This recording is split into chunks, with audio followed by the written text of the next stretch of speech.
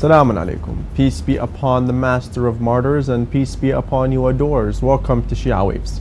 I'm your anchor Ali Jassim, here to present and replenish your minds with the latest Shia world news. And now with the headlines.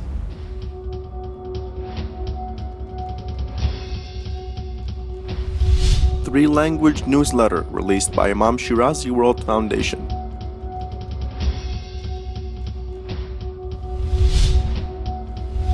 An attempt to target a holy site of Imam Rida foiled.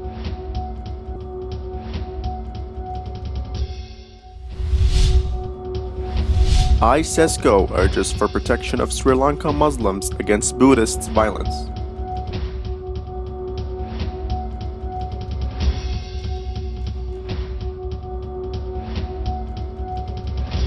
The General Secretariat of Imam Ali Holy Shrine has opened a complete medical detachment nearby the shrine in order to offer the best services for the pilgrims. The inauguration was attended by the Deputy Secretary General of the Holy Shrine, the Deputy Head of Najaf Health Institution, along with the presence of many heads of departments of the Holy Shrine and some honorable guests. The Deputy Secretary General of the Imam Ali Holy Shrine said that the opening of this humanitarian project aims to offer the medical services for the pilgrims due to the lack of such places or qualified centers that offer medical services in this area. Karbala Studies and Research Center, belonging to the Holy Shrine of Imam Hussein, peace be upon him, has continued holding its cultural and scientific symposiums with the centers and circles concerned to add preliminary touches in writing Karbala Encyclopedia, specialized in history, art, cultural, and geography. A source from the center said that the administration of Karbala Studies and Research Center made many tours inside Iraq and abroad, which included visiting various universities and centers, such as Ottoman document centers in Istanbul and some researching centers in Iran. He pointed out that the center attracted many religious and scientific figures from Kuwait, Bahrain, Lebanon, Saudi Arabia, and Turkey to investigate the documents they have about Karbala, the route of Imam Hussein, peace be upon him, and the arrival of the captives after a tough battle. Within its various media activities, Imam Shirazi World Foundation in Washington, D.C. has released a three-language newsletter for Marja'iyya represented by the eminent Grand Ayatollah Sayyid Sadiq Hussein Shirazi, may Allah prolong his life. The newsletter has been released in Arabic, English, and Persian, focusing on the main concerns of the Marja'iyya, which are the works, the societies, and the decisions foundations. Security forces backed by the tribes have foiled an attempt to target a holy site of Imam Rida, peace be upon him, south of the Iraqi province of Kirkuk. A member of the provincial council in Kirkuk said that the security forces, with the help of the people of the Bashir village, clashed with terrorists of the ISIL who tried to target the holy site in the village. He pointed out that one civilian from the village was wounded in the clashes, which lasted more than an hour.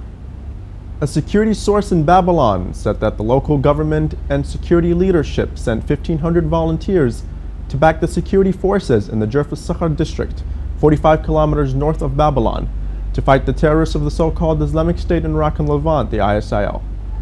The source pointed out that these volunteers, who were selected, were previously trained in Babylon Training Center, adding that vast security operation began today to cleanse the region from terrorists. Bahrain opposition group has denounced Al Khalifa's ongoing repression campaign against the country's youth. According to statistics, more than 200 students under the age of 18 are jailed and deprived from the right to education in Bahrain. This number includes elementary, high school, and university students. This number has doubled since the beginning of the school year in September 2013, and it is increasing due to intensifying official repression. A senior Bahraini human rights activist, Sheikh Maitham Salman, has called for an end to the destruction of Shiite mosques in Bahrain. Speaking in Geneva, he pointed out that the Bahraini regime continues to violate human rights in all fields. He underlined that up to now, the Bahraini regime has destroyed 38 Shiite mosques, including the historical ones, in an attempt to somehow provoke Shias and to stage sectarian seditions. Moreover, the Bahraini regime obstructs the reconstruction of these mosques.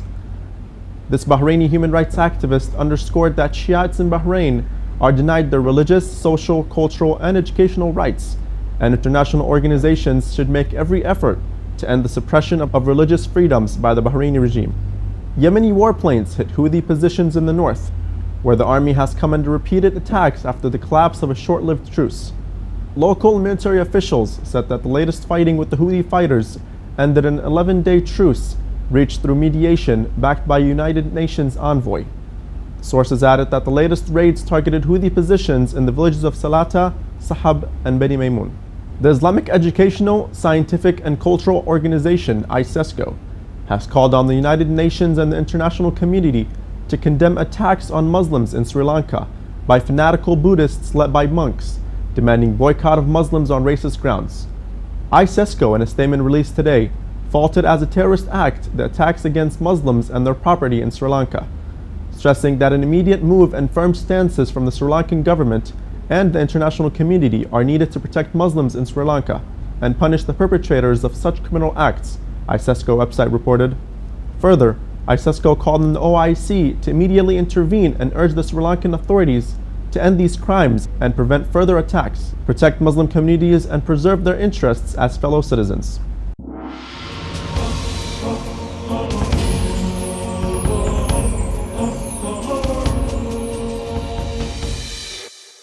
We have reached the end of our new show. Thank you all for joining in with us, and as always, remember our dua to hasten the reappearance of our beloved Imam Mahdi, peace be upon him.